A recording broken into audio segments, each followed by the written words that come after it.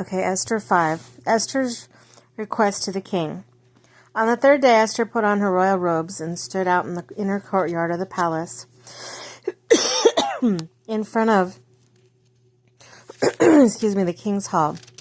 The king was sitting on his royal throne in the hall facing the entrance when he saw Queen Esther standing in the court. He was pleased with her and held out to her the gold scepter that was in his hand. So Esther approached and touched the tip of the scepter.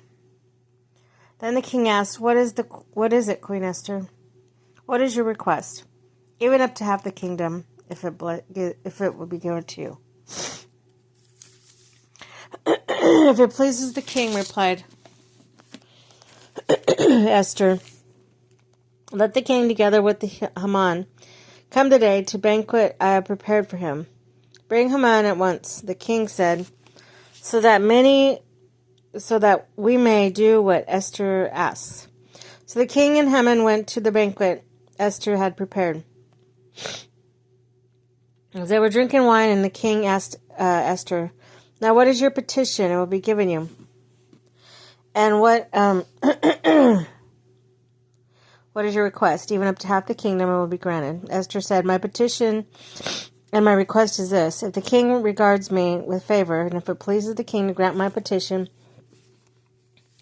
and fulfill my request, let the king and Haman come tomorrow to the banquet I prepare for them.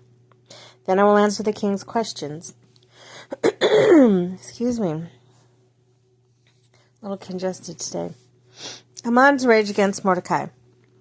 Haman went out that day to happy and in high spirits. But when he saw Mordecai at the king's gate and observed what he neither rose nor showed fear in his presence, he was filled with rage against Mordecai. Nevertheless, Haman restrained himself and went home. Calling together his friends and Zeresh his wife, Haman boasted to them about his vast wealth, his many sons, and all the way the king had honored him, and how he had elevated him above the other nobles and officials. And that's not all, Haman added. I am the only person Queen Esther invited to accompany the king to banquet she gave.